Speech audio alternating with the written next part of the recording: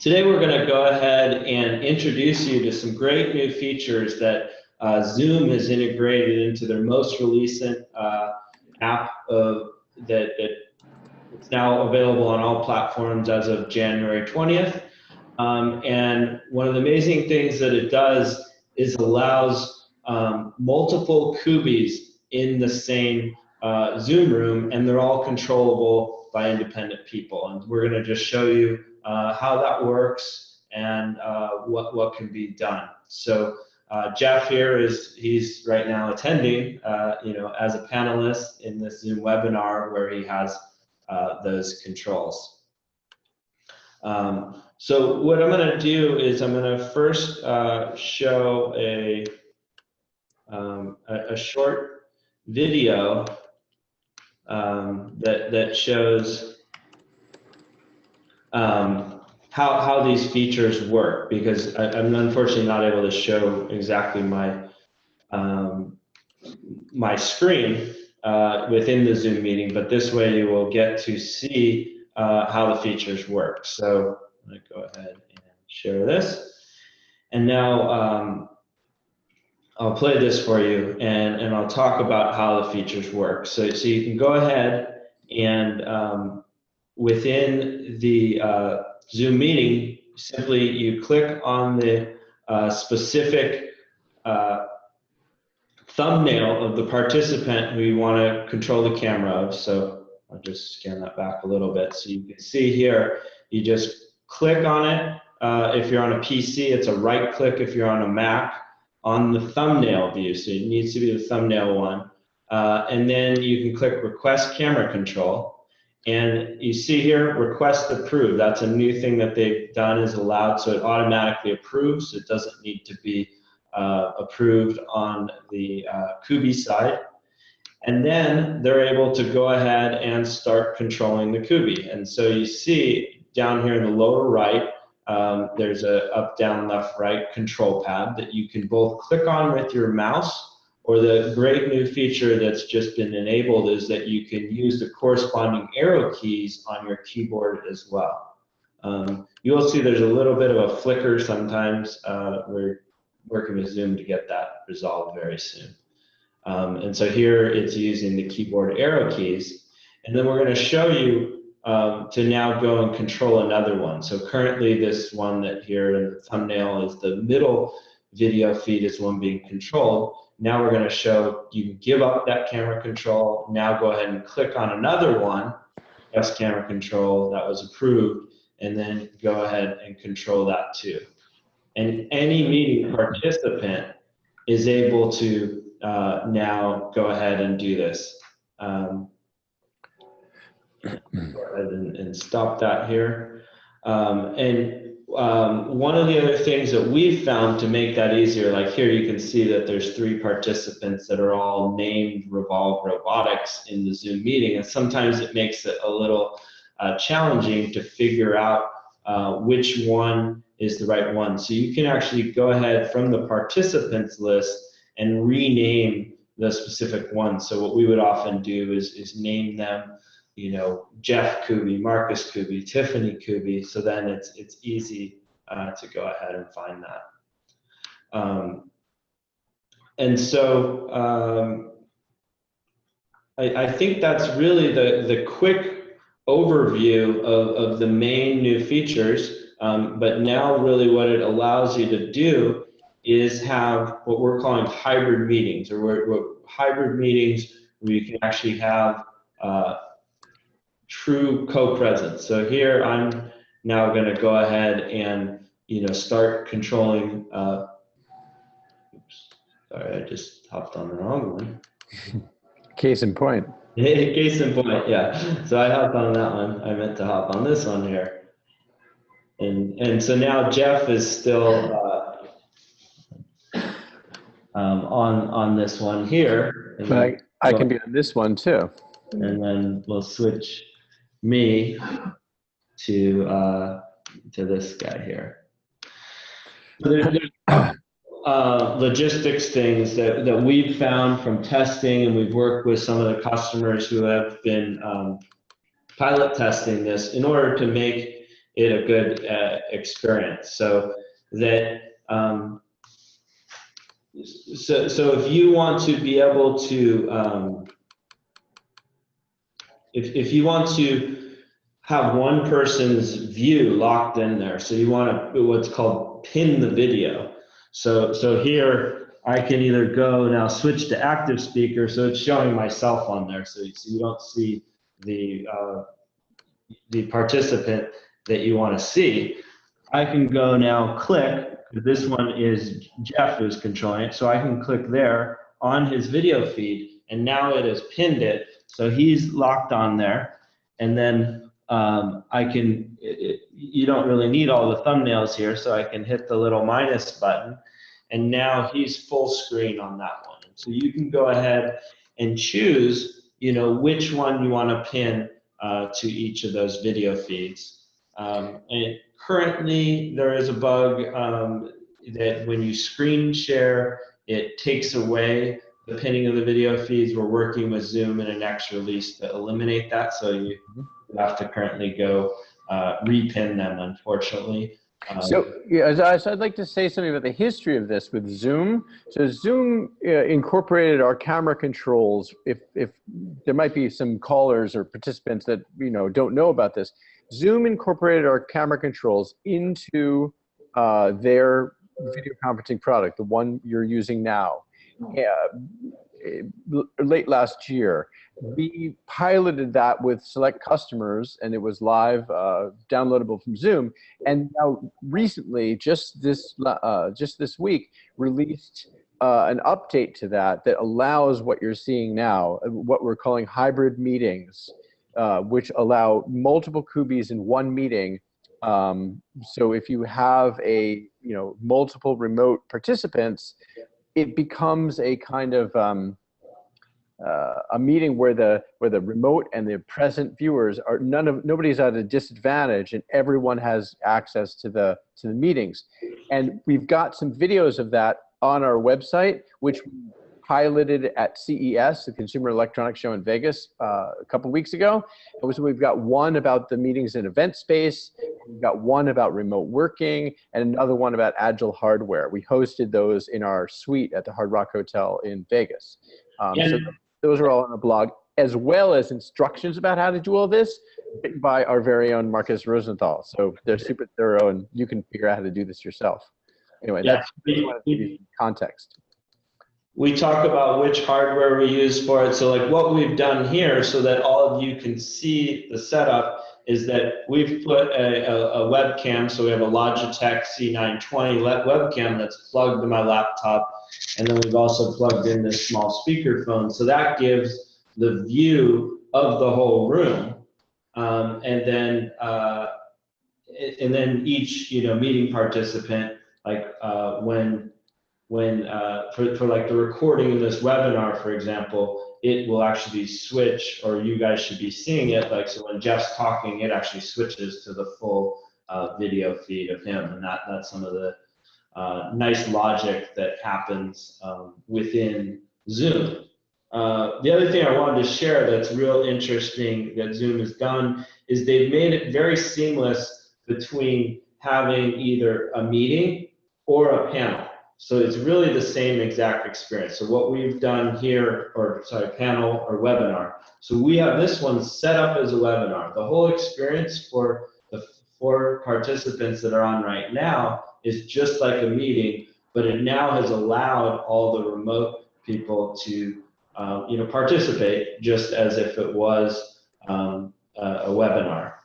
And the other thing in terms of how we're recording it, there is actually options of local or cloud recording, and we really love the cloud recording feature, so you don't have to be shuffling files around. So that's a easy way to go ahead and do the recording within there. So now we want to open it up. There is a Q&A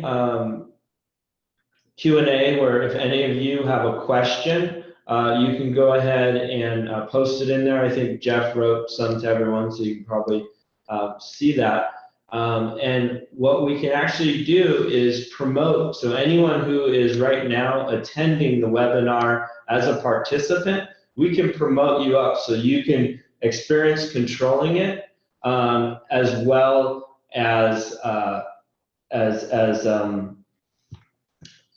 be here live and talk to us. So that's another actually really cool feature of Zoom, so that you can do that. So I'm going to go ahead and I'll set one more up right now just to show you what the process is of adding another one. So I literally go and I can enter the meeting normally. Since this one is a panel, I go ahead and click it from the link that comes in on the email.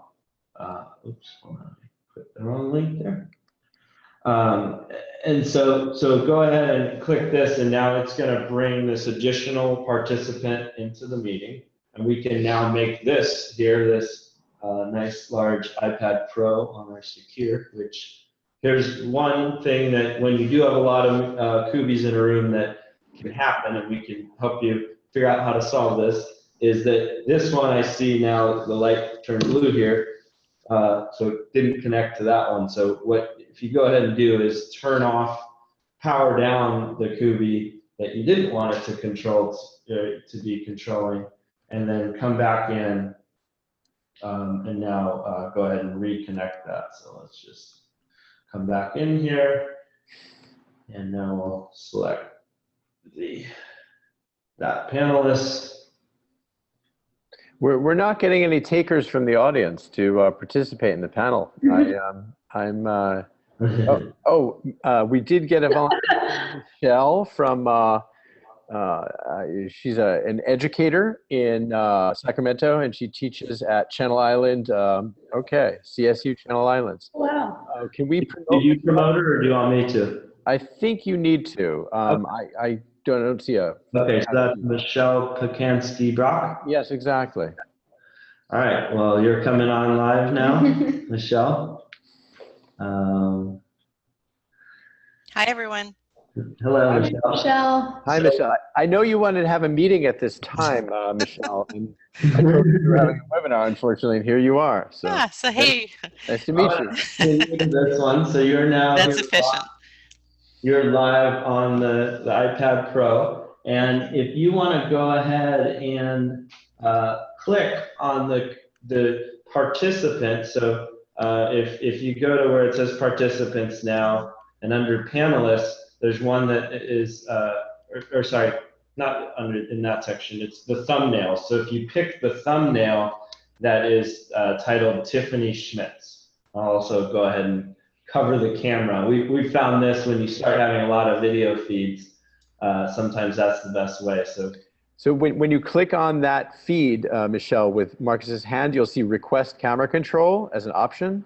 Do I have to right click maybe? It's right click on a PC or a regular click on a Mac. So I'm clicking on the small thumbnail that says Tiffany Schmitz at the bottom. I see your hand in it, but I just see chat and pin video. Uh-oh. I wonder if you have the latest version of Zoom. Oh, yeah. You would need. So, as we said, these just got released. So okay, so let me see. I have version 3.5.33823.1130. It sounds like poetry. Let me look at which one. It does say update now at the bottom, so maybe we can try that. So yeah, if you want to just go ahead and update, and then you can pop back in. Okay, I'll do that. You'll see how easy the update is. We've had a lot of people just do it right within the meeting. So we'll promote you as soon as you get back in. Okay. So I see a bunch of people that said yes. Was that meaning that they were interested to get promoted? It looks like Adan Burke. Oh no, he's asking a question. Is it possible to have one fixed person and share with second participants? I'm not sure what that means, Adan. Yeah. Can we promote you up so we can ask you a question live? Because that's not exactly clear to us what you're asking. I think Michelle's back in. Yeah, or can you clarify the question, Aiden? There we go. So now Michelle's back in. Oh, there you go. It looks like yeah, she's controlling her Kubi. So isn't this cool, Michelle? You can see me Yeah. and I can see you on separate Kubis. It's quite uncanny. Yeah, it takes a while for my brain to get wrapped around what we're doing. So, Exactly. but it definitely makes more sense now that I'm doing it because I can see how it gives me In the the view of the room, whereas when you're just the participant, it's hard to kind of understand what is happening. Yeah. exactly. Yeah, so that's really the thing. Like, let me hop on uh, to this one here. And it's a lot better when you go to the grid view. I was in speaker view, so now it makes more sense. Yeah. Yeah.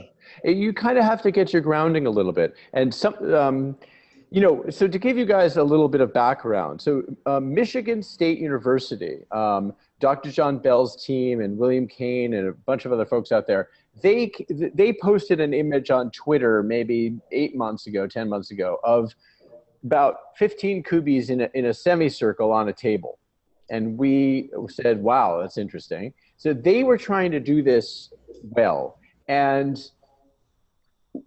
that inspired us to kind of work on this problem. How do you get multiple remote participants on Kubi in a single space? And that's what we've developed here. You can have any number of Kubis, and it gives everyone a kind of seat at the table instead of you're on the wall, right?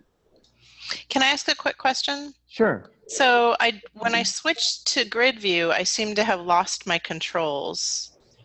Ah. But I went back to speaker view and I still don't have control now. So now when I click, do I still click on the Tiffany Schmitz and it just says pin video, it says chat, pin, or give up camera control, but I don't see the little arrows any longer. Okay, yeah, so maybe go ahead and give up and then request it again. Okay. There are still, and we encourage everyone to test it and let us know if you do find bugs. We work very closely with Zoom to solve these. Mm-hmm. In a few scenarios, yes, it looks like you came back on now. Okay, so I'm gonna see if it happens again, just out of curiosity. Michelle, why don't you describe how you use Kubi currently? Because I know you have an interesting story. You just blogged something about this. So. Yeah, so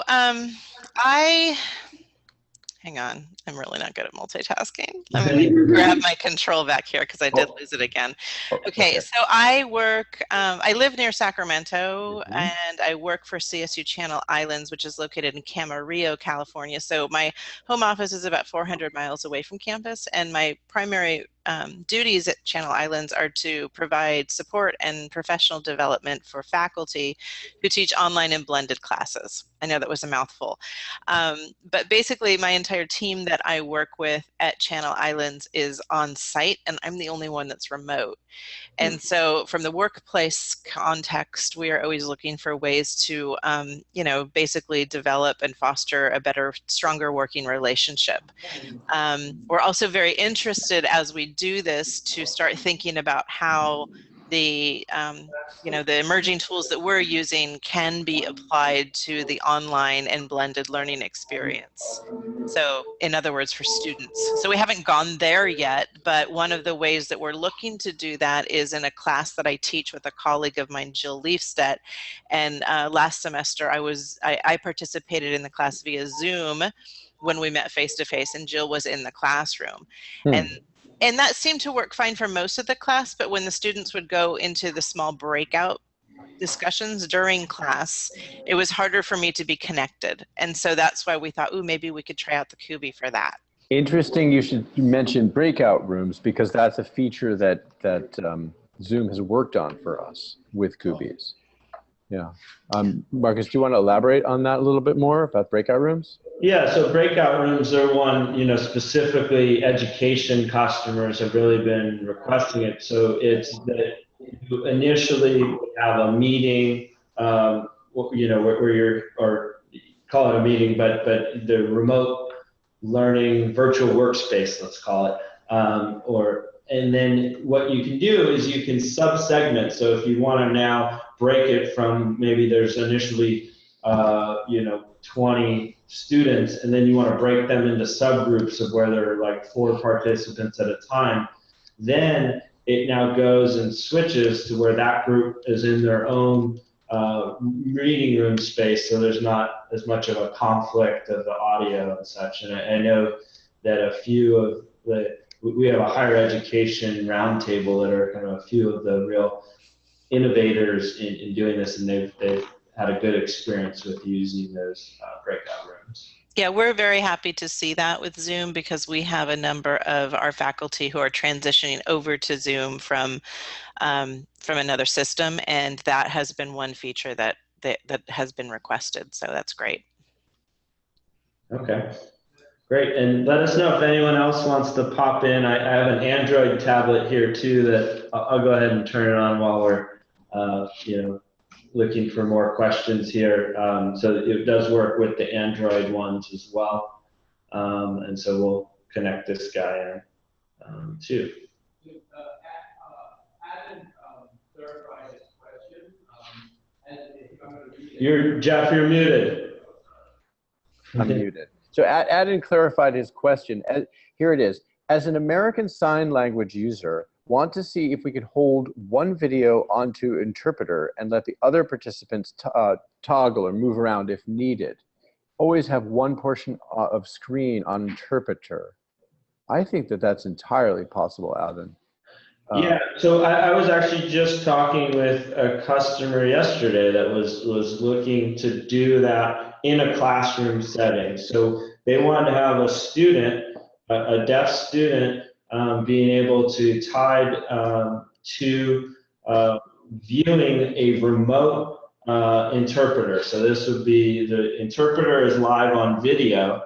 And so what the setup that they're doing is that they go ahead and have a Kubi that's at the front of the classroom that the interpreter is logged into. So they see, so now they can turn and see the teacher. They can see anything that's be written on the board. They can see anything that the teacher is showing.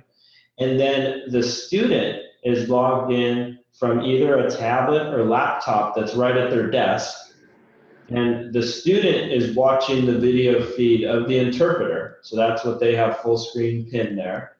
And then the interpreter sees, they're typically going to have the full screen video of the teacher or the classroom, but then they can have the little thumbnails of the student as well in case the student has any specific questions, or even chat with them. So that's a scenario that works there. One question we had in the beginning, technically within our organization, is how to master the audio, and this system seems to do a good job of that. I think we have one speakerphone in the conference room that is in there. Marcus is showing you that's $100 speakerphone, and it sort of is fine for letting everyone hear what's going on, and the recordings end up flawless. So a lot of problems with this sort of hybrid meeting scenario have been solved. Yeah, and we've gone through a number of different ones of figuring out, do we want to have the audio on each device? And in fact, centralizing it to one speakerphone, so one unit, and usually if you have that as your laptop, that's often works out very well, because now as a laptop, then I can also do like the screen sharing as I did earlier. So you centralize kind of the host controls there, but then any of the remote participants are in on Kubis, and so then you don't have to worry about connecting wires into the tablets or anything like that. Yeah, Marcus, that's a Jabra. Do you know the model number? Yeah, Jabra 510. We have it listed on our site. We can certainly, it's on the description of how to set up a hybrid meeting as well. And just to let everyone know that these features that we're showing are only enabled in Zoom Pro account. So the free account, it does not work for. And there's a couple simple settings that need to be done that we can give anyone instructions for, just check boxes that once you do have a Zoom Pro account that you need to do in order to enable that. But only the host needs to have a Zoom Pro account. The people who dial in don't need. Yeah. So basically, the account that's logged in on the Kubi is the one that needs the Zoom Pro account, so that you can go ahead and turn on the under settings, meetings, there's an option, enable Kubi camera control. Yeah, there you go. I'm going to drop off now. I just want to say thanks so much for pulling me in. Sure. We look forward to checking this out in Zoom. Thank you. Okay, thanks. Bye. Bye. And yeah, just talking a little bit more about the Zoom Pro account. So we actually are now able to bundle those with Kubi. So anyone who's purchasing a Kubi, you can contact us to find out how to get those with it. And we can, if someone wants to try it out, we can give a trial of the Zoom Pro as well. Yeah. Looks like Tim Stringer would like to give it a go. So here we'll promote him up. Find him. There we go. Promote to panelist. And All right, Tim. Tim should be on here. I'll pin you here. So this is usually the way that you get someone to. Okay, you should be able to hear me now. Oh yeah. Hey, Tim. Hi, how you doing? Good. Yeah, great to be checking out the Kubi. I use Zoom a lot. I do online courses all over the world and looking for ways to add an extra dimension to it. So this has definitely got me very intrigued here. Where are you calling in from, Tim? I'm in Vancouver, Canada. Oh, cool. I was just there for this meetings convention. Oh, very nice, yeah. Yeah. Hopefully the weather was a little nicer than it is tonight. No, I think it's identical. Okay. Yeah. So yeah, Tim, if you want to go ahead and control it. So if you click on the thumbnail that is named Tiffany Schmitz. Okay, I see that. And I'm in the grid view right now. So I'm requesting camera control. Okay. And now it's accepted. And now you should have the little arrow keys that either you can go ahead and click with your mouse or you can use your keyboard arrow keys. Oh yeah, there we go. Very cool. And I noticed when I went into remote control, it took me out of the grid view and put me into the speaker view. I guess that's by design, is it? Yeah, that's by design because the whole point is that we want to give you that remote presence. So it's like you're controlling the right camera of where you want to be looking. But you can switch out of it. It sounded like Michelle maybe had the controls drop off for her, which we'll have to report that as a bug. But you can come back on and request them again next time. Okay, nice. Very slick, yeah. Just one question. Is it possible to have more than one Kubi connected to a single Mac? Like if I wanted like different sort of camera angles in a room? Well, yeah, so you have to, so you can go, so if you want to go ahead to the one, hold on, let me. The short answer is absolutely. Yeah, so if you go to the one that's named Marcus, I'm covering the camera right now. If you click that thumbnail and do the request camera control of that one. Okay. No, you just requested it from my laptop, which that one. Oh, sorry about that. Which one did I want there? Oh, Mark. Do you see the hand over? Oh, yeah, I see it. Okay. Yeah, the hand over the camera trick is. Yeah, exactly. We're going to figure out a better way of doing that with Zoom, but right now that's the hack. Well, Michael Griffith told us. So the trick is, and we haven't done it yet on all our iPads, but in Zoom, you can go and if you rename the iPad what you want it to show up in Zoom, so you could call it, Kubi 1, Kubi 2, Kubi 3, Kubi 4, then Zoom pulls in the lower left where like right now probably actually I'm not sure if the panelists or the attendees see, but it says Marcus laptop in the lower left. And where that shows up, that'll show up whatever the name of that iPad is. So that was a great trick that Michael Griffith from the University of Arizona taught us. Yeah, very nice. One thing that would be nice as a future enhancement would be to be able to save a specific position. So I've got the camera aimed at you right now. It'd be nice if I could just save that and go back to it very quickly without having to manually kind of fiddle with the knobs there to get back. Yeah, exactly. And that is probably our most requested additional now that we've enabled this keyboard control. So in working with Zoom, I told them we absolutely needed one of three controls, which was keyboard arrow keys, which they did introduce. The second one was the ability to do save views. And then the third one would be the ability to click to center, where you can just click on the video feed and it centers on And whichever. reset it, okay. I think that from as we shared this with most people, the save views is really the next one. So we're gonna push them to do that. Like in fact, so right now on my video feed right now, I actually have Tim, if you wanted to look over there, you can see it. I don't think everyone else will be able to see it, but I have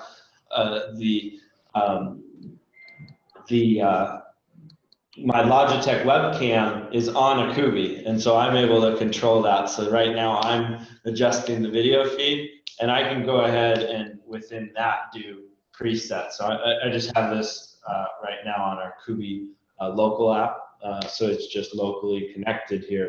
But so then that gives me the ability to, so now I'll go ahead and center one on Tiffany. This is definitely an advanced feature, but it's not hard to do once you've done it the first time. And by having a webcam in the meeting, every time anyone local speaks, so the people, if Tiffany or Marcus say anything in the meeting room, the view changes to the webcam, so allowing a kind of contextual view of the meeting. And then when any individual is speaking, like when I'm speaking or Tim is speaking, then the view is of us. So it is really quite logical how that flows.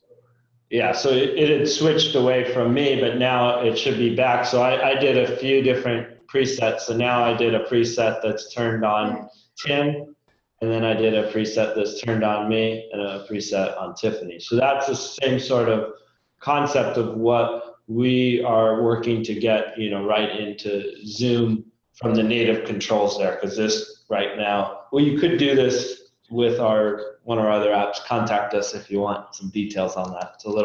It's certainly more of a advanced power user feature. But you'll find it in the apps. Is local control, is that app in the App Store?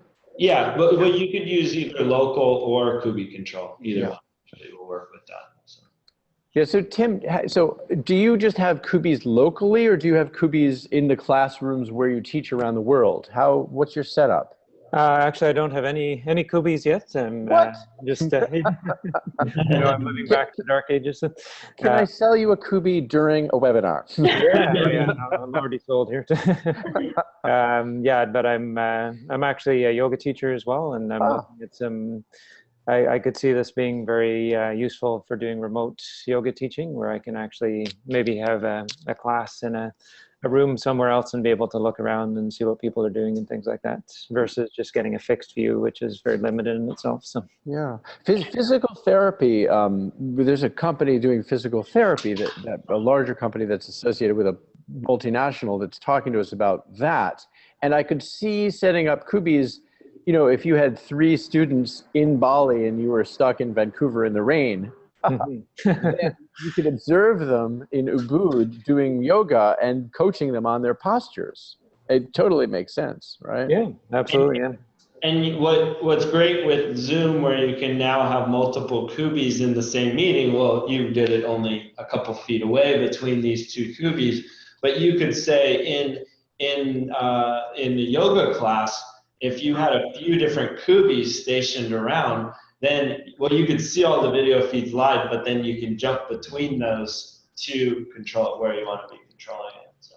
Yeah, maybe you can have a movable Kubi at some point where it's robotic and able to maneuver around the room. Yeah, I mean, there's those that exist out there. In fact, we started with building that. Part of the name of Kubi, which means neck in Japanese, was because we started designing a whole robot, and we found, as we talked to many people, they found that the ability to look around was the main thing that they really wanted.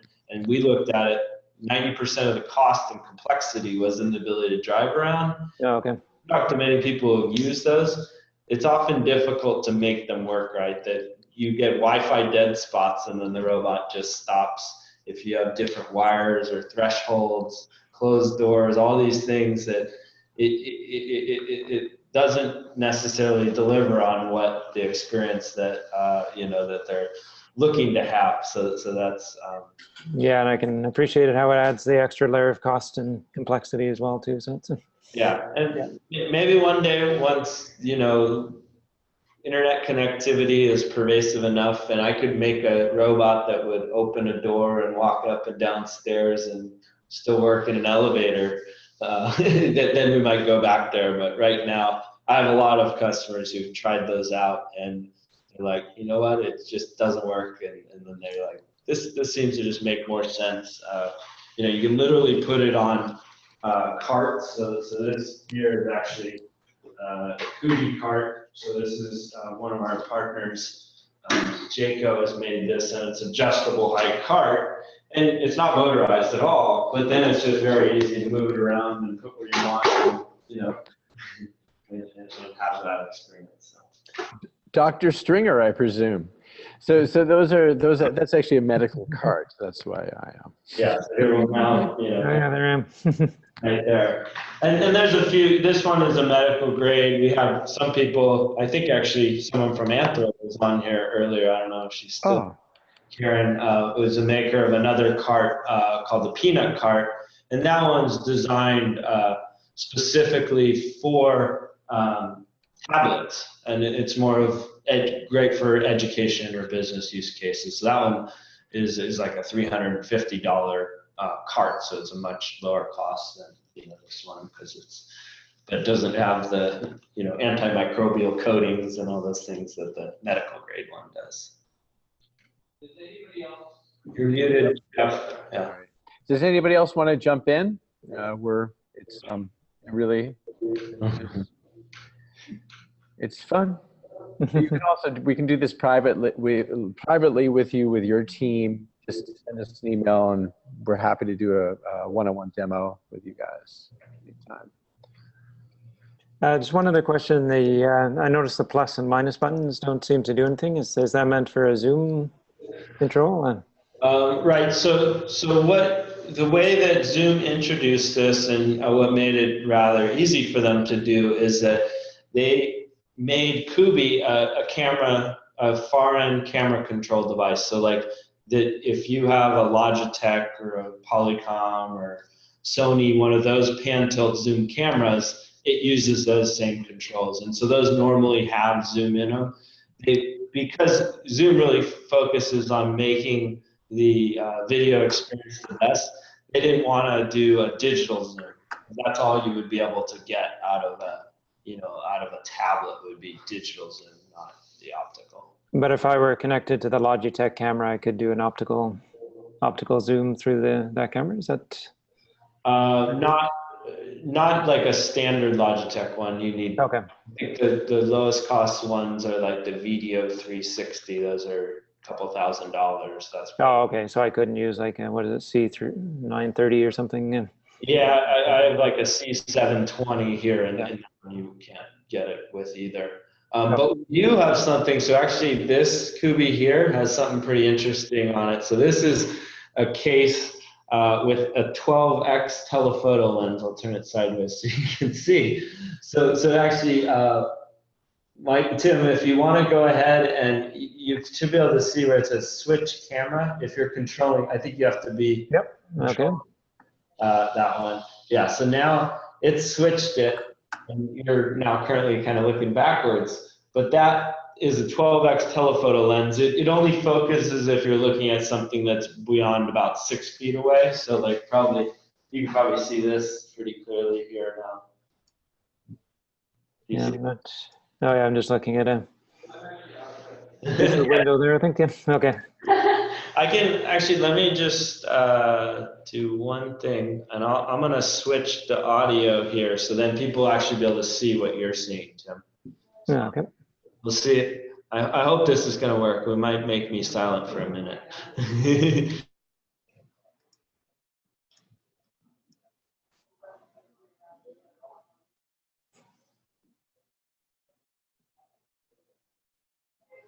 Okay, do you hear me now? Can you guys hear me? Yeah, I'm hearing you, okay. Okay, yeah, so now anyone who's on, let me just see, I think that as I'm speaking, they're actually seeing the view from the Zoom lens. So like maybe what'll be easiest, I'm gonna turn it a little bit. If you look up and to the right, you can try and look at the Zoom webinar chat, and let's see what if you're right now, I guess you're looking at Tiffany. Are you able to, Tim, control it a little more? Or I can even take over control. So I think maybe my focus on the actual lens might be that. The big use case for these kind of lenses is telemedicine, actually, and that's where we're finding a request for this sort of setup. Trying to give you the best focus. So, do you mind if I take over control of that one, Tim? Oh, not at all, no. I just was kind of interested to I let. think you'll do a better job of driving than me here. So that's at a fixed zoom right now, is it? Like it's. Yeah, so that's okay. a fixed 12x zoom. Okay. But this, so just coming over here. Yeah, right now it's not focusing that well, as you can see. Okay. But Does anybody else have any questions for us? This has been a great demo so far. We're watching the chat box and some.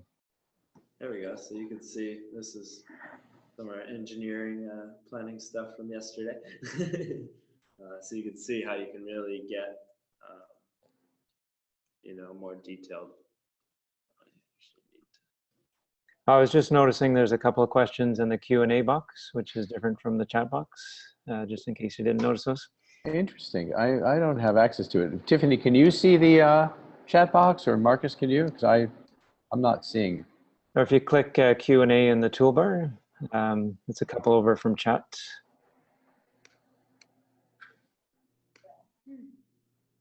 Oh, I don't know why I'm not seeing it. Yeah, oh, okay, I see it on this iPad.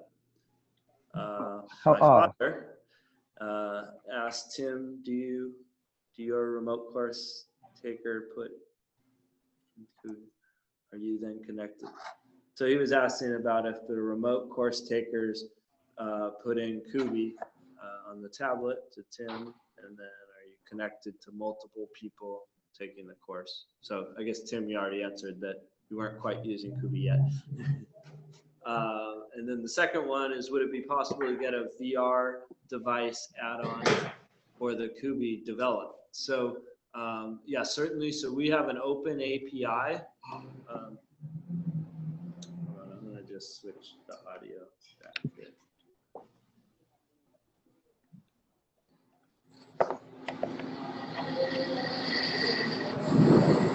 Bear with us, please.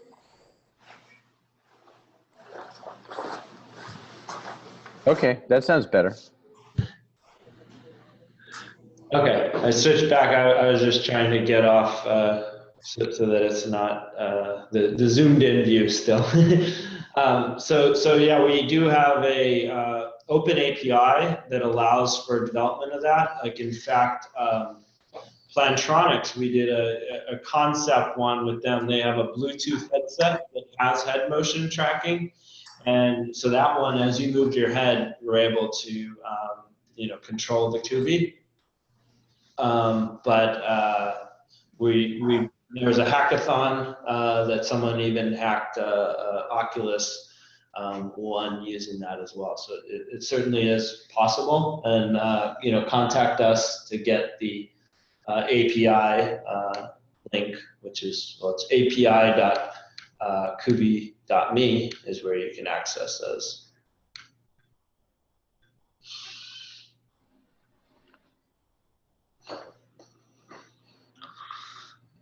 Yeah, I mean, that's essentially how Zoom integrated with us. Is they integrated our controls by using our API to grab our stuff and stick it into Zoom.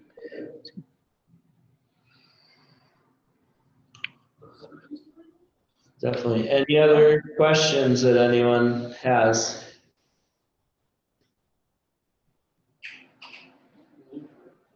Okay, well, I think we'll go ahead and wrap this up.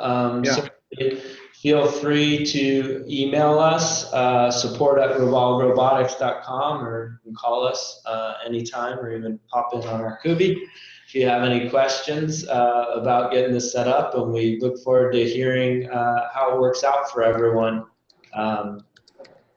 or testing this yourself. I just popped a URL into the chat box, revolverobotics.com/live. If you go to that URL, you basically show up on a Kubi that's right here, and you can talk to us anytime. All right. Well, thanks again. Thank you. We'll see you soon. Thanks very much. Bye, everybody. Thank you.